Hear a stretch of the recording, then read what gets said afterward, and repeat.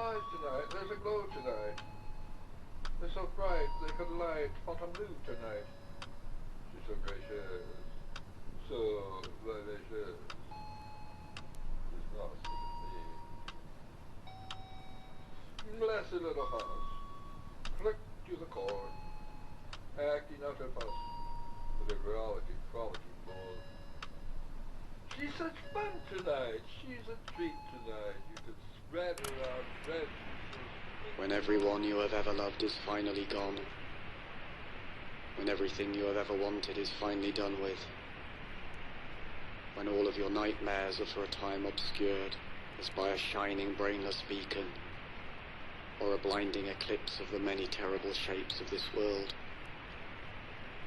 when you are calm and joyful and finally entirely alone, then in a great new darkness, you will finally execute your special plan.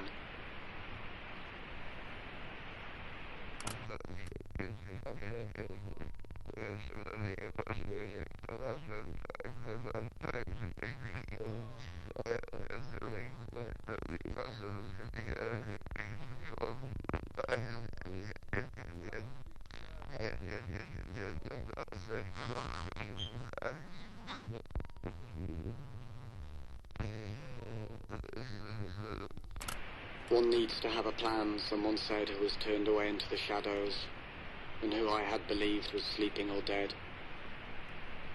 Imagine, he said, all the flesh that is eaten, the teeth tearing into it, the tongue tasting its savour, and the hunger for that taste. Now take away that flesh, he said. Take away the teeth and the tongue, the taste and the hunger. Take away everything as it is. That was my plan, my own special plan for this world. I listened to these words, and yet I did not wonder if this creature whom I had thought sleeping or dead would ever approach his vision, even in his deepest dreams, or his most lasting death. Because I had heard of such plans, such visions, and I knew they did not see far enough. That what was demanded in the way of a plan needed to go beyond tongue and teeth and hunger and flesh, beyond the bones and the very dust of bones and the wind that would come to blow the dust away. And so I began to envision a darkness that was long before the dark of night, and a strangely shining light that owed nothing to the light of day.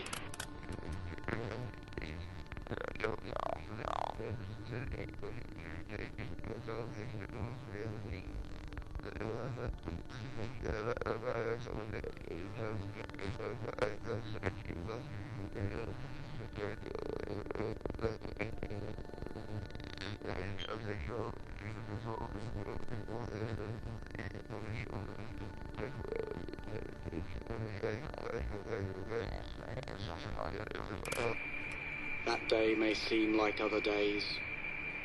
Once more we feel the tiny-legged trepidations. Once more we are mangled by a great grinding fear. But that day will have no others after. No more worlds like this will follow. Because I have a plan. A very special plan. No more worlds like this. No more days like that.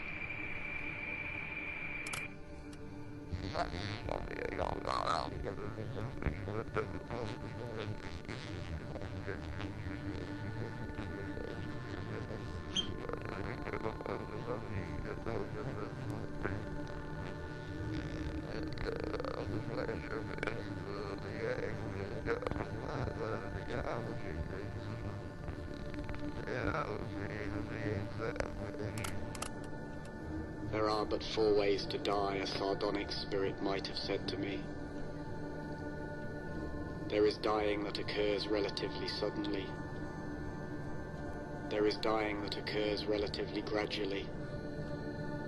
There is dying that occurs relatively painlessly.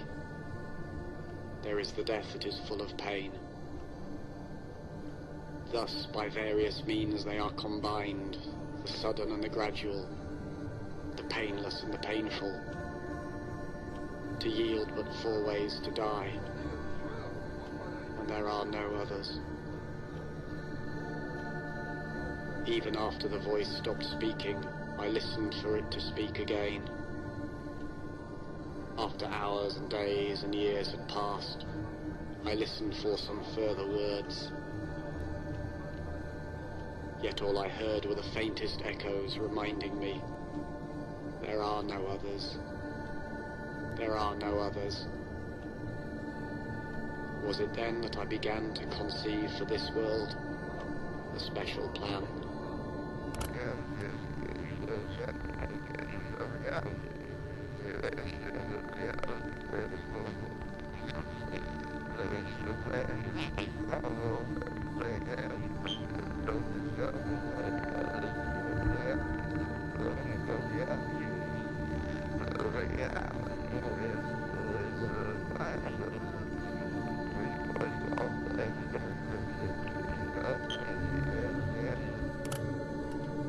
There are no means for escaping this world. It penetrates even into your sleep, and is its substance. You are caught in your own dreaming, where there is no space, and are held forever where there is no time. You can do nothing you are not told to do. There is no hope for escape from this dream that was never yours. The very words you speak are only its very words, and you talk like a traitor under its incessant torture.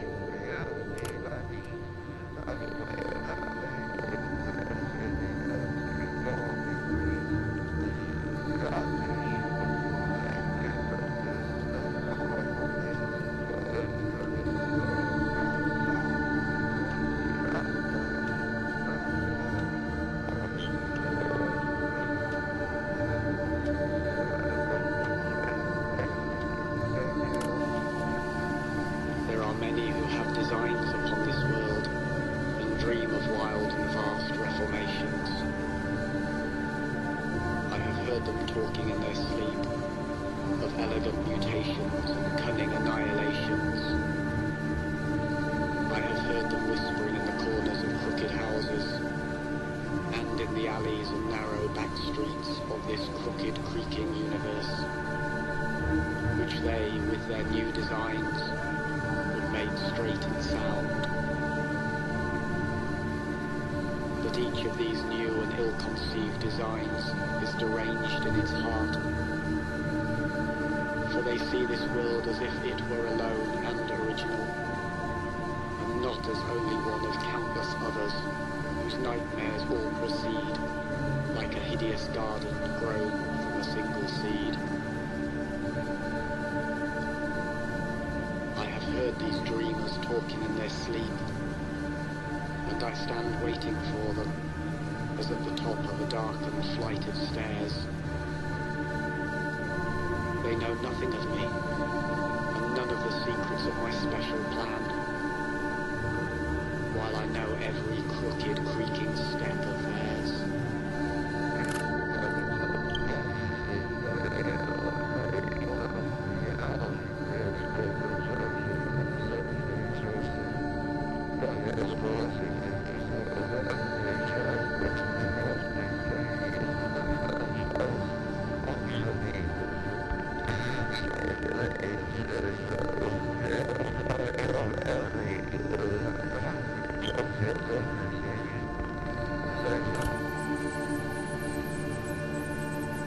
It was the voice of someone who was waiting in the shadows, who was looking at the moon and waiting for me to turn the corner and enter a narrow street and stand with him in the dull blaze of moonlight.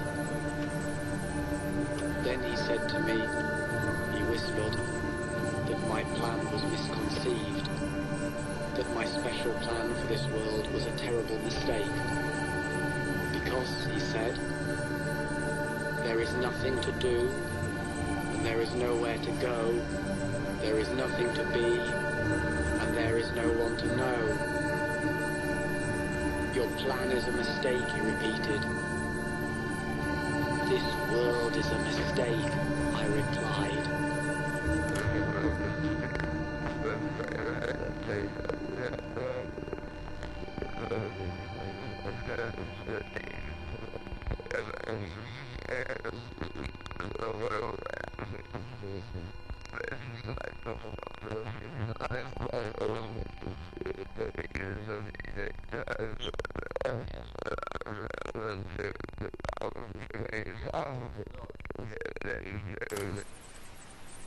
The children always followed him when they saw him hopping by. A funny walk, a funny man, a funny, funny, funny man. He made them laugh sometimes. He made them laugh, oh yes he did, he did, he did, he did, he did. Oh how he made them roll. One day he took them to a place he knew, a special place, and told them things about this world, this funny, funny, funny world, which made them laugh sometimes. He made them laugh, oh yes he did, he did, he did, he did, he did. Oh how he made them roll. Then the funny little man who made them laugh, sometimes he did, revealed to them his special plan, his very special funny plan, knowing they would understand and maybe laugh sometimes. He made them laugh, oh yes he did, he did, he did, he did, he did. Their eyes grew wide beneath their lids, and how he made them roll.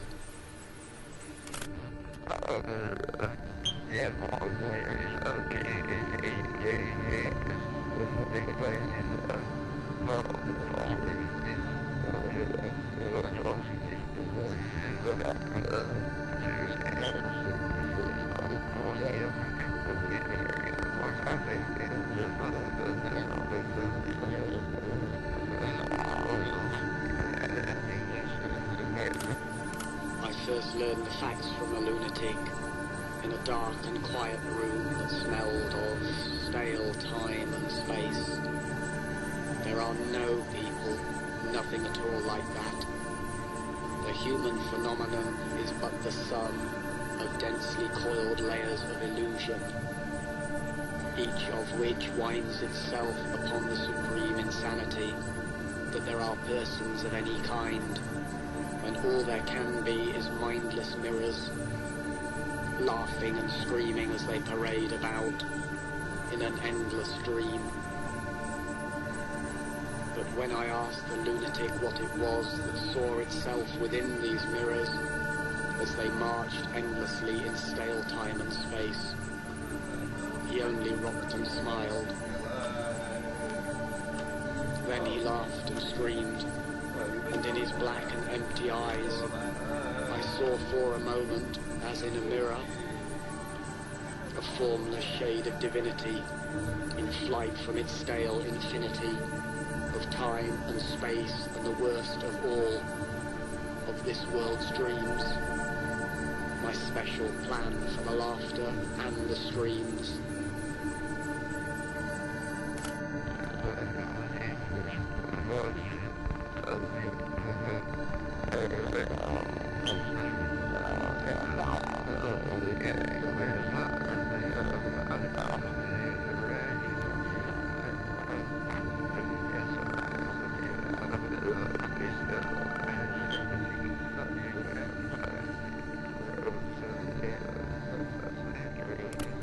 We went to see some little show that was staged in an old shed past the edge of town, and in its beginnings all seemed well. The miniature curtained stage glowed in the darkness, while those dolls bounced along on their strings before our eyes, and in its beginnings all seemed well. But then there came a subtle turning point which some had noticed, and I was one, quietly left the show, though I did not, because I could see where things were going, as the antics of those dolls grew strange, and the fragile strings grew taut, with the tiny pullings and tiny limbs. The others around me became appalled and turned away and abandoned the show that was staged in an old shed past the edge of town. But I wanted to witness what could never be. I wanted to see what could not be seen. The moment of consummate disaster, when puppets turned to face the puppet master.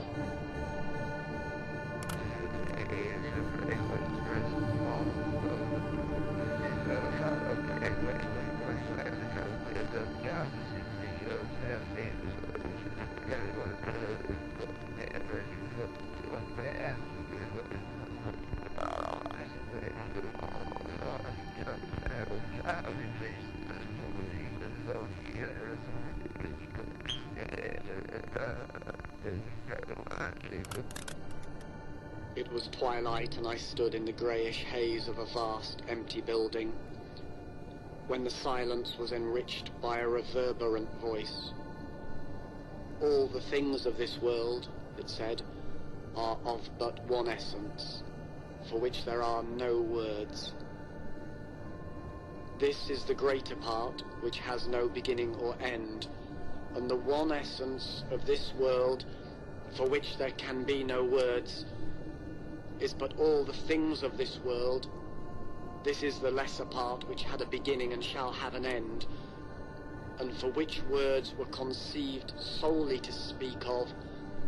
The tiny broken beings of this world, it said, the beginnings and endings of this world, it said, for which words were conceived solely to speak of.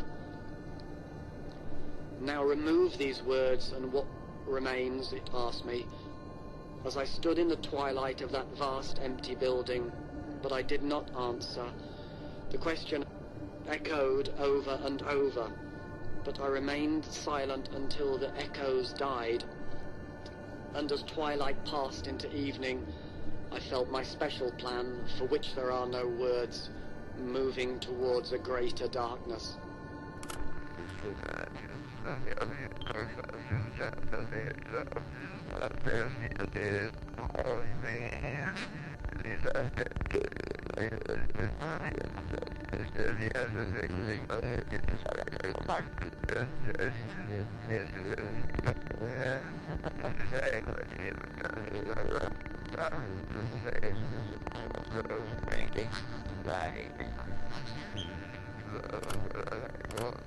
There are some who have no voices, or none that will ever speak, because the things they know about this world, and the things they feel about this world, because the thoughts that fill a brain that is a damaged brain, because the pain that fills a body that is a damaged body, exist in other worlds, countless other worlds, each of which stands alone in an infinite empty blackness for which no words have been conceived, and where no voices are able to speak.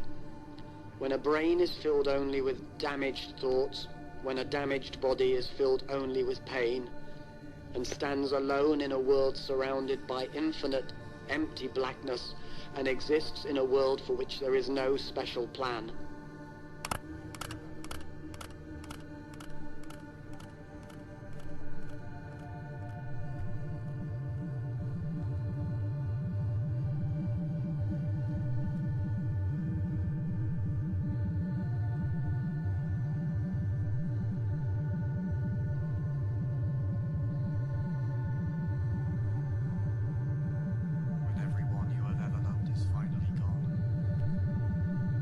When everyone you have ever loved is finally gone, when everything you have ever wanted is finally done with, when all of your nightmares are for a time obscured as by a shining brainless beacon, or a blinding eclipse of the many terrible shapes of this world, when you are calm and joyful and finally entirely alone, Then in a great new darkness, you will finally execute your special plan.